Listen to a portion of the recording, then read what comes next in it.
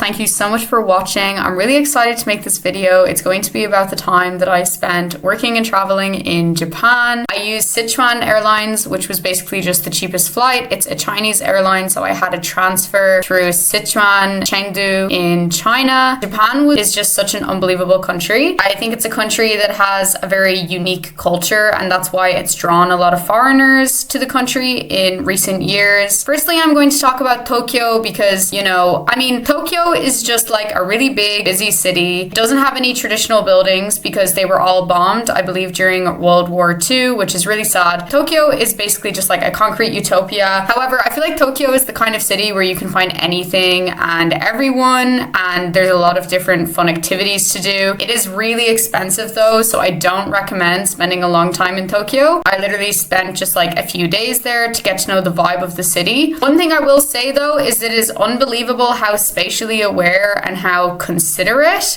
Japanese people are, even in busy cities like Tokyo. Even when I was on the subway during rush hours or you're walking through the streets, people always are really careful not to bump into you and to make room for you, which I think is a really amazing thing about Japan. I'm going to talk more about the culture in Japan and like my experience of Japanese culture as a foreigner later on, probably towards the end of the video. Honestly, in Tokyo, I mostly just spent time in the city center. I didn't really go to a lot of things, like I was just there for a few days. So went to Shibuya, obviously, which is just like the tourist capital of Tokyo. It was really fun to just like play being a typical tourist for a few days. That was kind of nice. Yeah, like I said, Tokyo is pretty expensive, so just be like careful with your money. Even staying in a hostel, the cheapest hostel was like 30 euro a night, which by my standards is quite expensive. So be aware of that. I got to play gacha or gacha gacha, I think it's called in Japanese. You get this plastic ball with this little toy. Kind of reminded me of like a McDonald's Happy Meal. Just this little center here. It was next to Shibuya. I can't remember the name of it. I think it's called 109 Center. I don't know. I'll put it on the screen.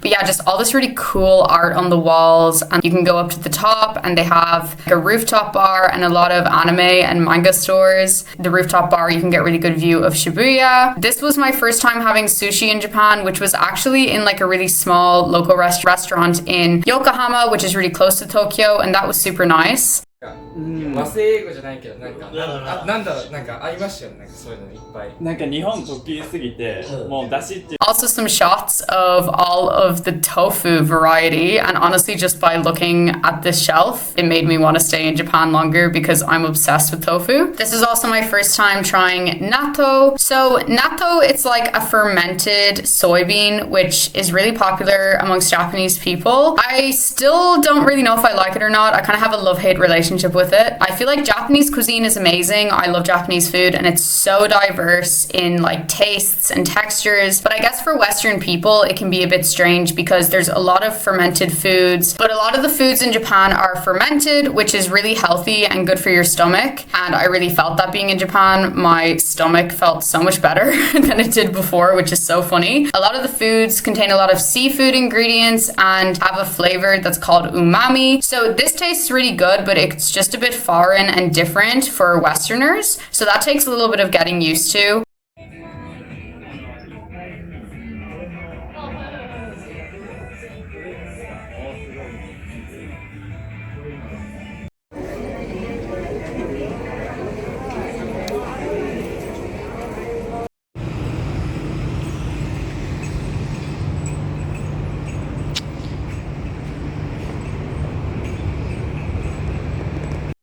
A room.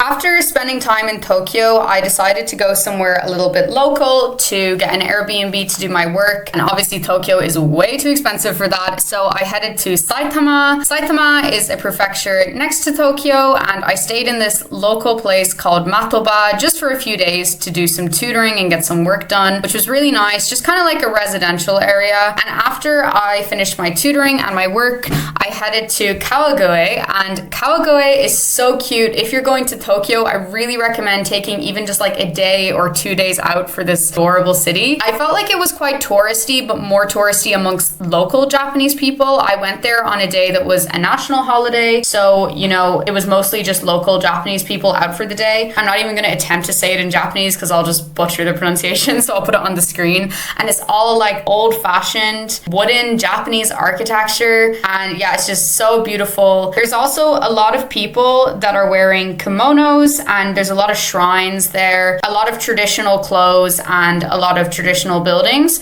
So if you want to go somewhere that feels a little bit more traditional but that's relatively close to Tokyo, I really recommend Kagawa.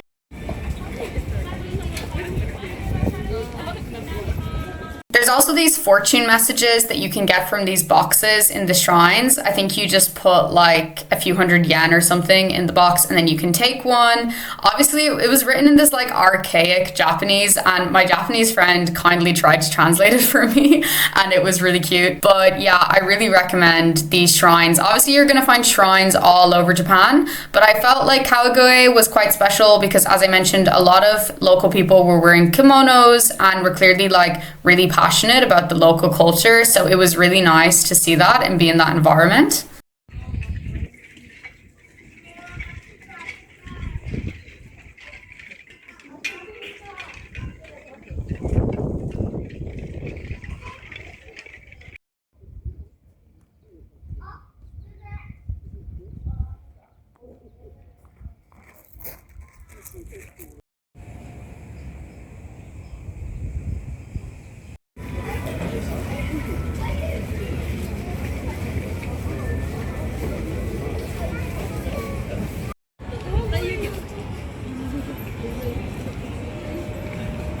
So after Saitama, I headed to Osaka, another really popular city in Japan.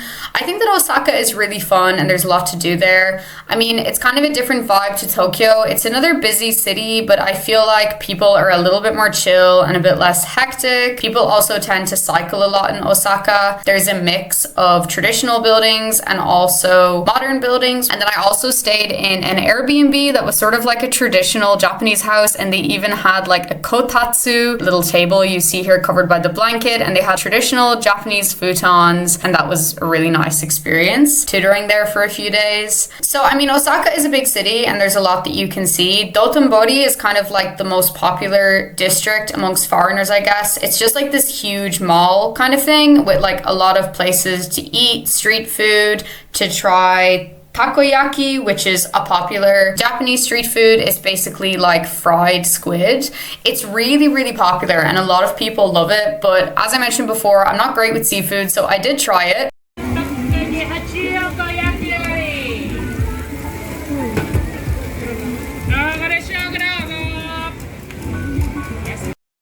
Whoa! Takoyaki!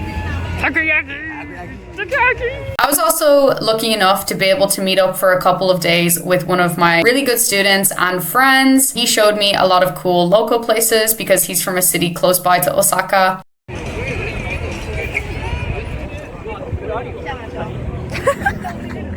Okay, tell the people on YouTube, why is this so famous? I don't know. I don't know. Terrible Japanese.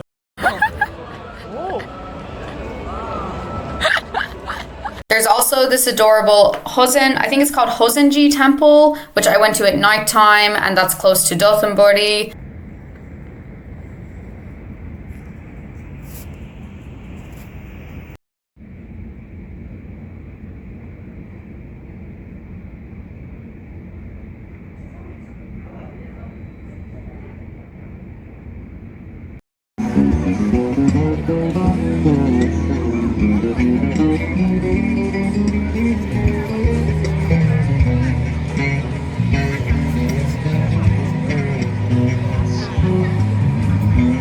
Tourists! Woohoo! Yummy! Whoa! Whoa! Whoa!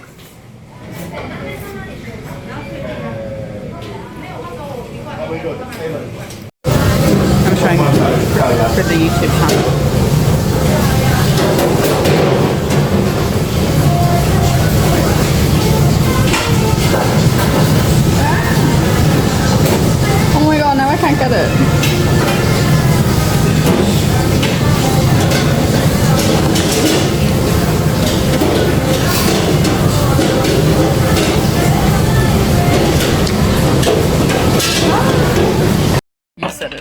I think.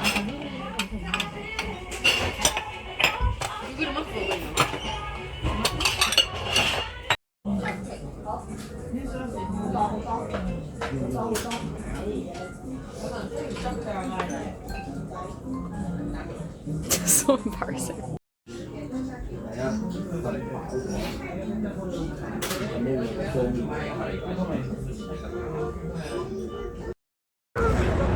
Fishy! Fishy! Japan! Woo!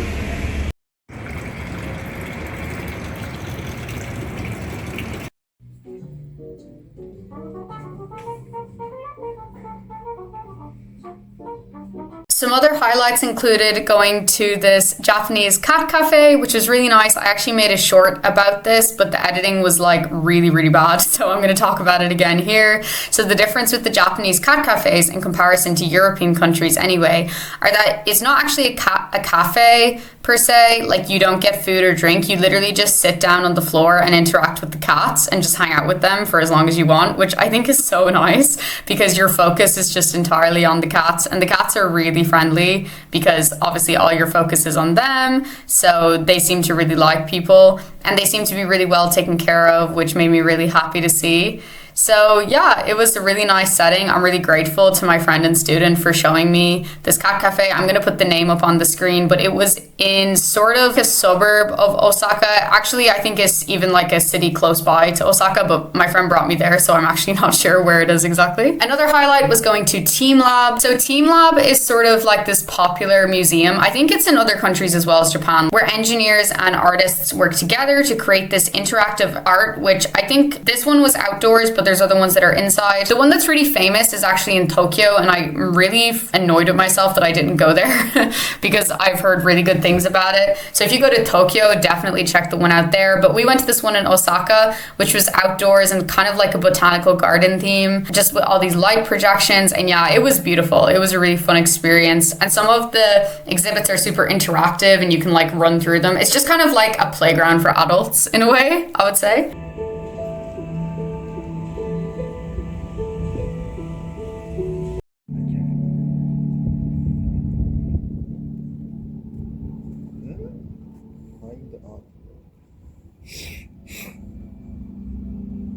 I also went to the Osaka Castle, which is super nice. I didn't go inside because it's expensive and like, you know, but if you walk around outside in the park, it's super cool. You can get a good view of the castle and a good view of the city. It was a really chill way to spend a morning before I started working.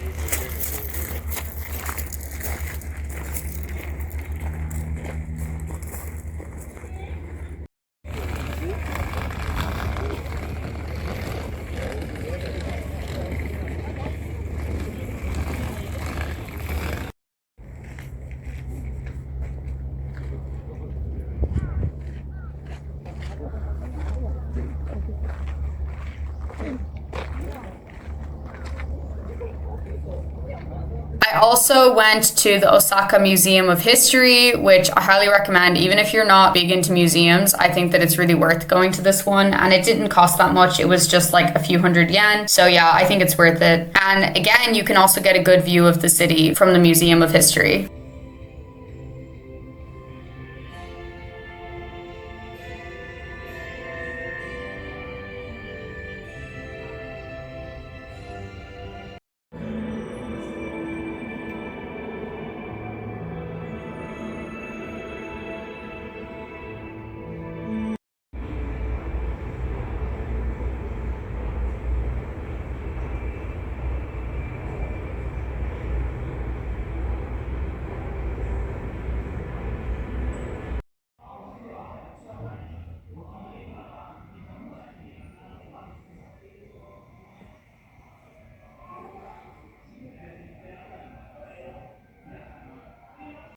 One of my highlights from Japan was definitely this day trip to Nara Prefecture and Uji.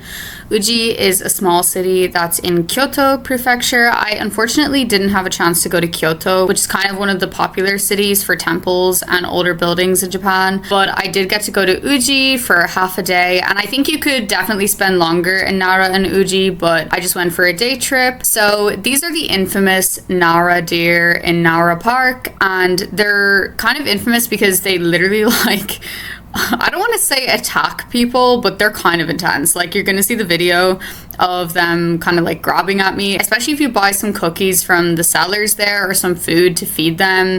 They get really intense. I feel like they have this whole gang thing going where it's kind of strategic. Like, one of them will bite you so that you drop the food, and then the other one will grab it and then like run away. But yeah, they are really cute, and it was really funny, especially, I mean, Japanese politeness in general, but especially the fact that like cars would be stopping for them to cross the road and everything, and they literally just run wild, which I think is really cool. I love seeing animals in situations like this, even though they're a little bit intense. It's nice to see them free, that they can just like walk around and wander around. No one's forcing them inside a cage or a pen or something like that. I mean, I don't know if they always do that. I don't know if they just live in the park naturally, or I don't know if someone takes care of them or like puts them inside at night.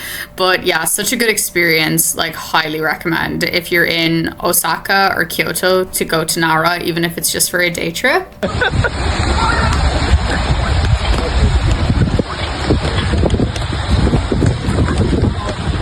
Oh, hey, no, stop biting.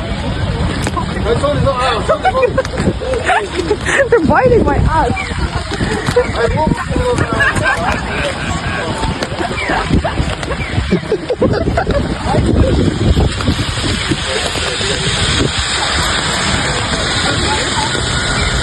Hey, you got one already.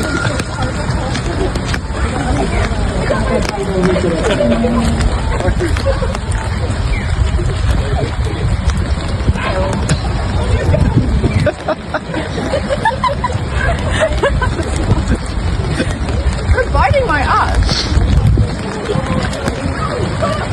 Oh, you? Yeah, you? Yeah.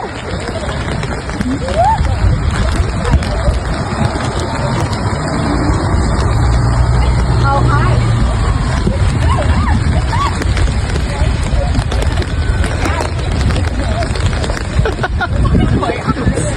It's huge. They're biting.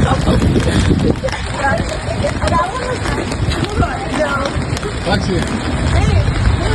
Oh, that one's cute. You can have the last one. No, not for you. Hey. Okay, all gone. Finish. You're hungry.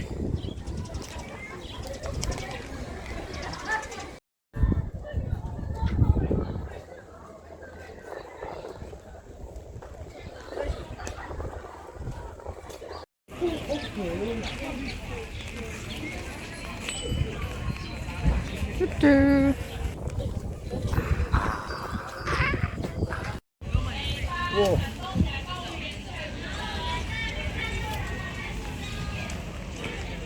No.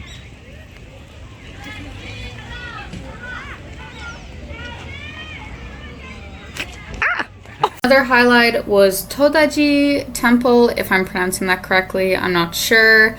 And we also went to a shrine that was in Nara, which was super cute. This temple in particular is famous for the really big Buddha statues, so it's quite popular, I suppose, for people to worship, foreigners and locals. And yeah, it was a really nice experience.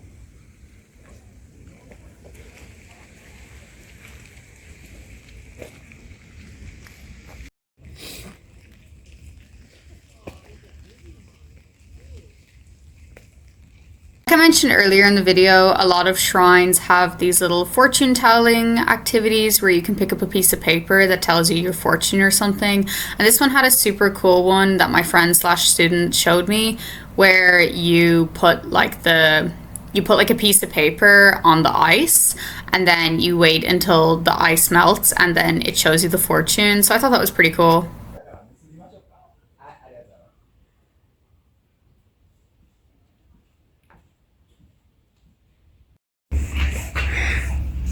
Nothing.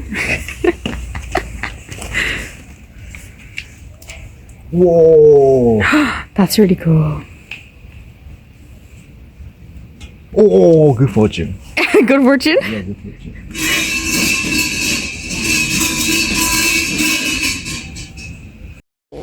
Hello.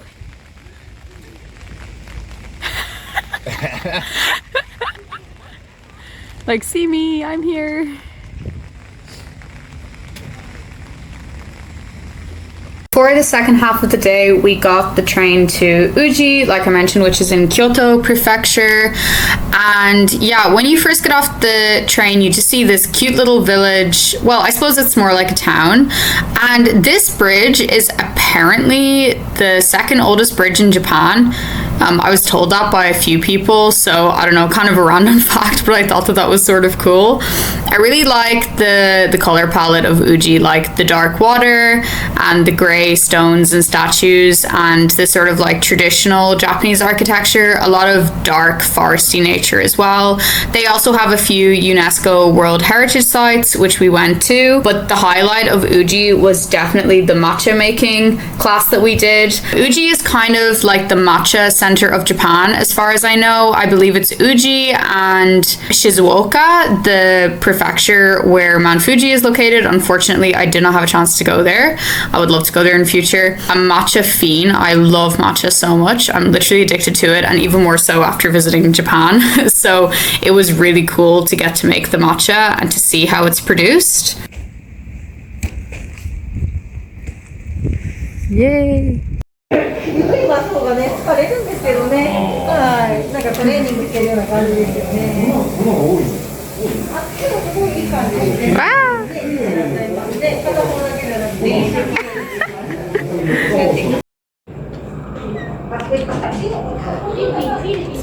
これなんで出るとこで出ないのか。これ均等に回してないとそういう風になるのかな。そう。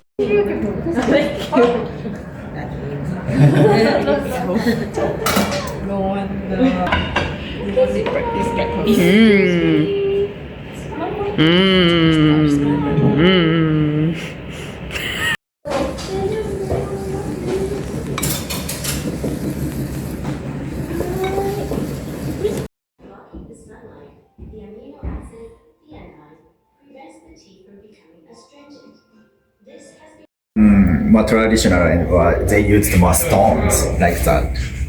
Huh. And like that. Why is it called in English? In Japanese, right?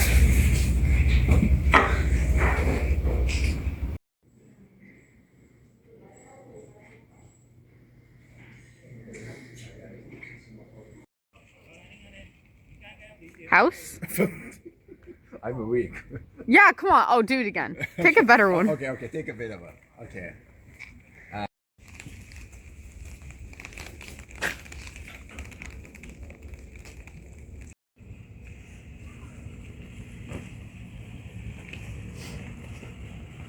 Like a local person, and I'm like filming in their windows, you know?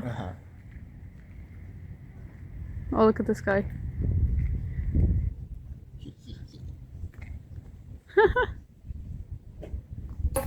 So the first one was Ujigami Shrine, World Heritage Site, which I believe was completely free to enter. And the second one was Byadoin Temple World Heritage Site, if I'm pronouncing that correctly, which was roughly like 5 USD or something like that to go inside.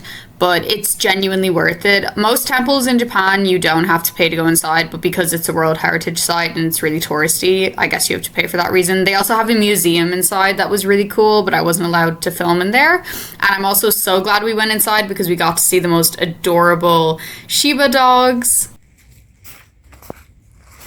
Look at this little tree.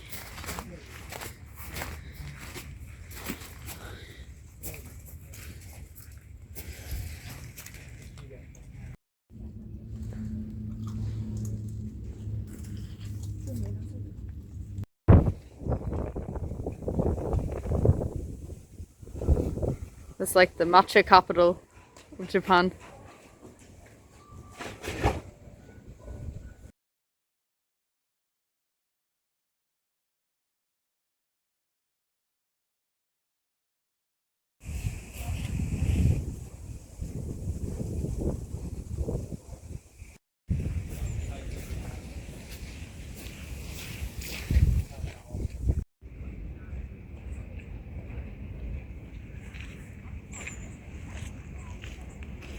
After Osaka, the next prefecture I went to was Kagawa, which is actually Japan's smallest prefecture, and I feel like it's so underrated, to be honest. It's on an island called Shikoku Island, which is just off the coast of I believe, southeast Japan, if my geography is correct. And first of all, I just want to give a shout out to the places that I stayed in because they were amazing. There's these 2 hostels called Kotori Hostel. There's one location in Takamatsu, and then there's one location in Kotahira, both of which are cities on the island of Shikoku. And these are basically like these huge co-working hostels, especially the one in Kotahira is huge. So the second video is the co-working space in Kotahira. It's like this entire top floor. I think it was like a bit over 20 USD a night, which for a Japanese hostel is a good price compared to some of the other ones I got, especially considering you get the co-working space and they have a shared kitchen and everything like that.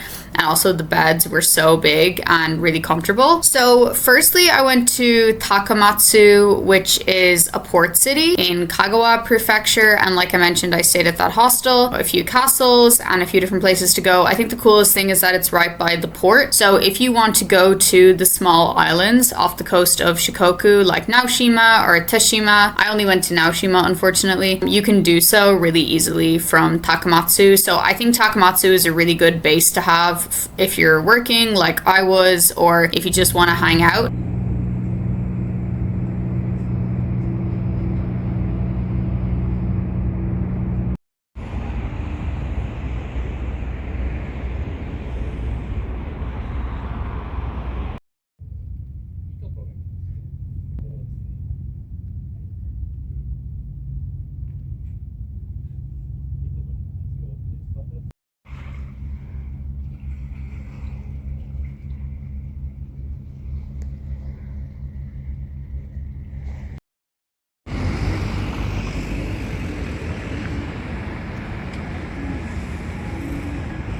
One of the really nice things about Kagawa as a prefecture and Shikoku Island in general is that there is a lot more nature. So you can see here, even these cities like Takamatsu, Sanuki, and other smaller places, everything is just surrounded by mountains. And actually, really random, but I found this gorgeous Japanese garden in Takamatsu, just in the middle of the city, really close to the co-working hostel, which I thought was absolutely beautiful. These actually aren't cherry blossoms. This was before the cherry blossoms or the famous sakuras came into full bloom.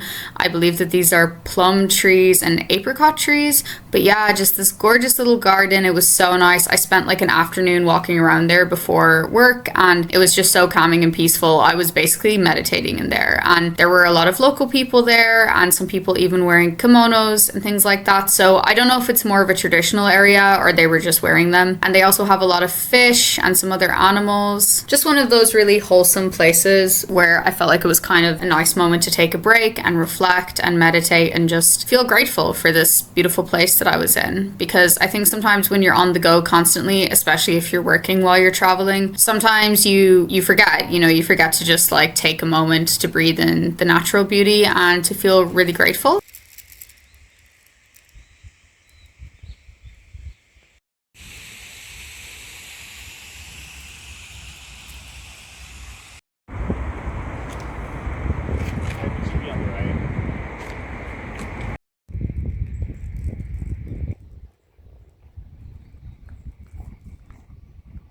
Other highlights of Takamatsu are that there's a lot of vintage shops and secondhand shops, which was super random but really cool. I also met some Japanese people in a bar, and literally I have no Japanese and they barely had any English, but we still kind of had a good time together, I guess. They taught me how to play some Japanese game. I honestly completely forget the name of this, but it was a lot of fun. I was terrible at it though, and they were all laughing at me. To tutor, I found an Airbnb in a really small city called Sanuki, which is just about an hour by train away from Takamatsu, and you have to go by the sea, and even the train journey itself was beautiful, close to this river, and the view from the apartment was really nice. Like, the whole city is just surrounded by mountains and you can see the sea, like I mentioned. So that was a nice place to just tutor and focus on work for a few days.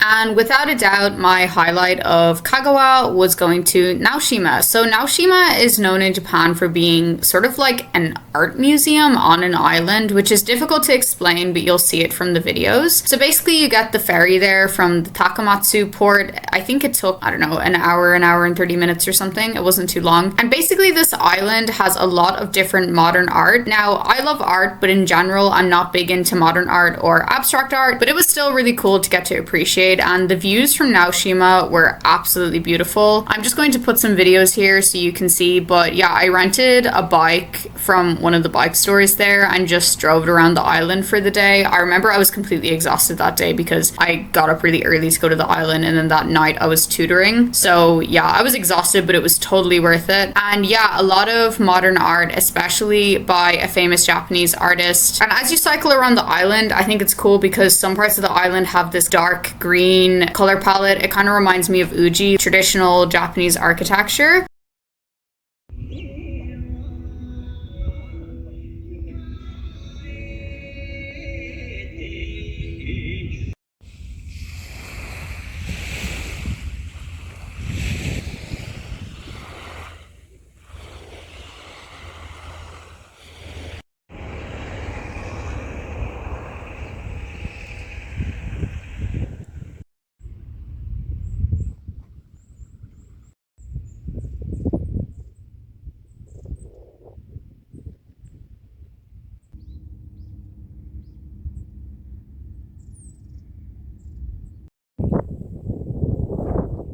The only art museum I actually went into was Chichu Art Museum, because Chichu, it's kind of a famous art museum. Unfortunately, you're not allowed to take videos inside, so I wasn't able to film anything. I just took some videos of the outside, this sort of brutalistic architecture, which I thought was pretty cool. I think Chichu is great if you're into modern art, but as I said, modern art in general isn't really my style, so I think I probably didn't appreciate it as most people would. I found it a little underwhelming and disappointing, especially given the price of the ticket, but that's just my personal opinion. Like, some people love Chichu, and yeah, if you're into art, I definitely recommend it. So after Naoshima, I headed to Kotohira, which I mentioned. It's a town, I guess, or a really small city. I would say it's more of a town, and you just go through the countryside, gorgeous views of Shikoku and Kagawa. I stayed there in that other hostel that I mentioned, the really nice co-working one. I think the nicest thing about Kotohira is the shrine, and there's loads of steps to get to the top. You have to walk quite a bit, but once you get up there, the view is just stunning. I really recommend it.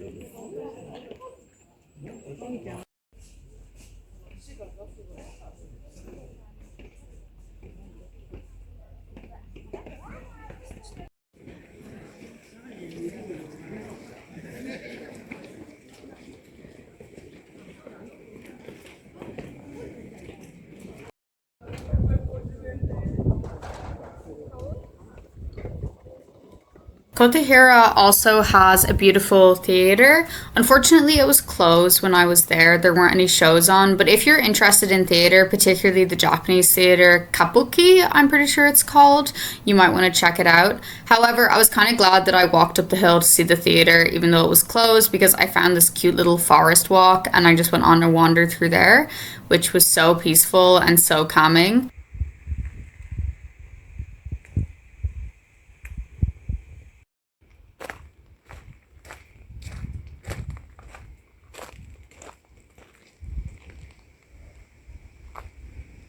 The staple Japanese food in Kagawa Prefecture is udon noodle in the cutest little restaurant in Kotahira. I actually don't remember the name, so I'm going to search it and put it on the screen. But it was so nice. I had tofu, udon, and miso soup, and it was amazing. Highly recommend. Yeah, please don't laugh at me using the chopsticks. I was still learning at that point. I'm a lot better now, I promise.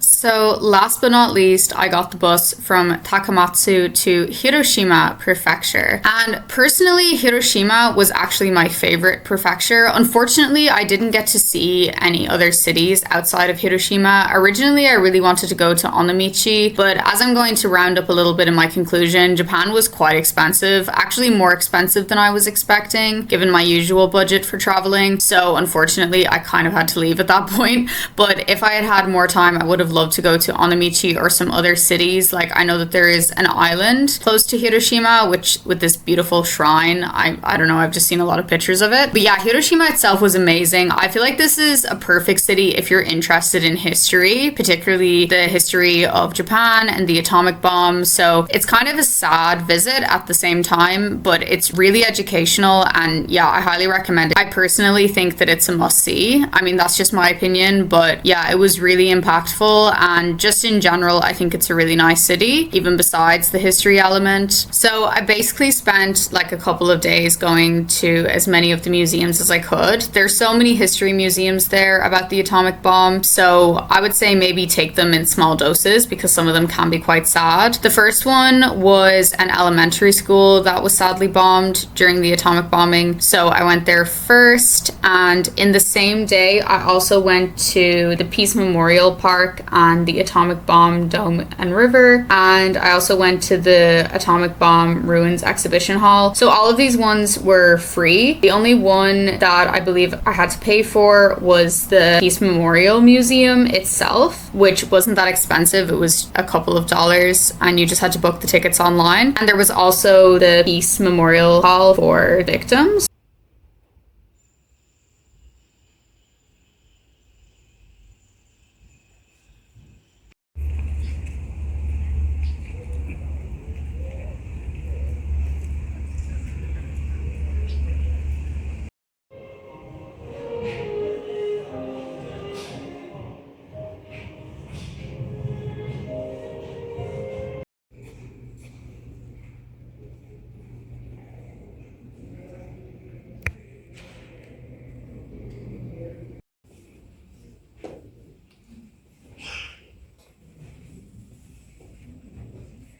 I think another highlight of Hiroshima for me anyway was definitely the food. So Hiroshima is famous for okonomiyaki. I hope I'm pronouncing that correctly, which is basically like a Japanese pancake where it's just layers of different stuff. It's kind of like a crepe ingredient with egg on top, with noodles or ramen on top. I think I had tuna on mine, and it was really cool because you can watch them make it in front of you. It was delicious. And of course, the sake is also amazing.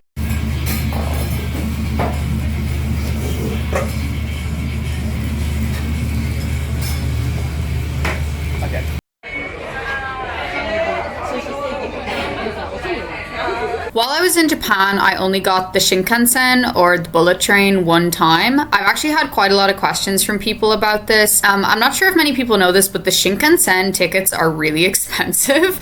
Like, I got the Shinkansen from Hiroshima to Fukuoka or Hakata because I was going from Fukuoka to South Korea, at least $80 or something. Yeah, it was a lot. Shinkansens are really expensive, so if you want to get them a lot in Japan, that's going to take up a lot of your budget. That was the only time I got one. I just got it. It was kind of like my last hurrah, like for a treat, you know? But in general, I definitely wouldn't travel around on the Shinkansen if you're on a budget. To wrap up the video, I just want to talk about some of the interesting things about Japan, or the things that I really liked personally. So the first thing is how safe Japan is. So this is something people talk about a lot. I was able to walk alone at night, like literally all the time on my own, you know, even in busy cities like Osaka and Tokyo. You can also just like leave your laptop literally anywhere. I also saw this happen. This was actually when I first got to Japan. I was going from Chiba to Tokyo, I think. And on this train, you can see someone forgot their phone on the chair and literally nobody touched it. A little girl picked it up to give it to the conductor. And apart from that, no one touched it, which is just amazing, because I know that there's a lot of TikToks and videos that have gone viral about like people doing these social experiments in Japan where they leave their phone or their laptop somewhere or their wallet and they just show that like literally no one will take it. So that's a really cool thing about Japan. Also, the convenience in Japan is just unbelievable. Like this is literally a vending machine for fast food. I saw that in Fukuoka when I first got there. The toilets, that's another thing.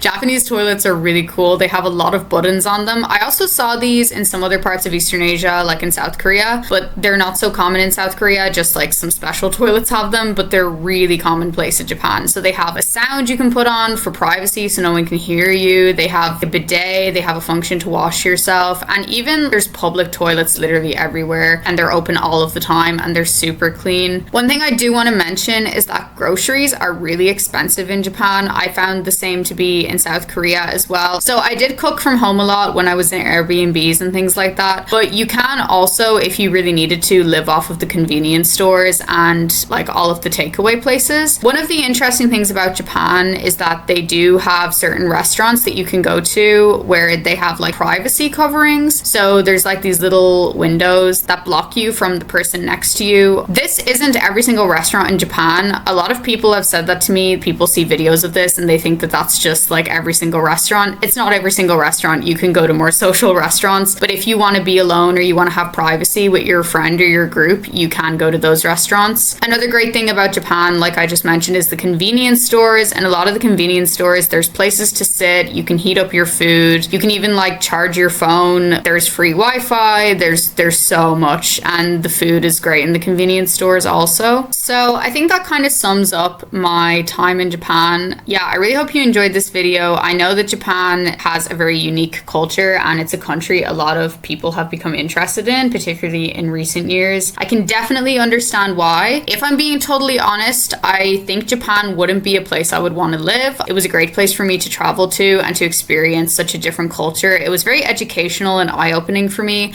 I would love to go back to Japan again for a short period of time or for a vacation. But I was in Japan for, I think it was around 6 weeks. It could have been even closer to 2 months, and I personally felt like that was too much for me. While it's an amazing culture, you know, everyone is so kind and polite and it's very safe, and I felt, you know, really secure there in a lot of ways. I also felt uncomfortable in other ways in that I felt like I couldn't always be myself, and there's a lot of social rules in Japan, like specific cultural things that you need to follow if you want to respect the culture, which of course you always should. Like I always say, when in Rome, do as the Romans do. But over time that can get a little bit draining and tiring, especially if you're working there and spending more time in local areas like I was, rather than just being there on a vacation. So as amazing as Japan is, do take into account that you probably will experience a level of culture shock. I've traveled to so many places and I never experienced culture shock to the extent that I experienced it when I got to Japan. So just keep that in mind. But in general, I think it's a really cool country. It's definitely worth visiting.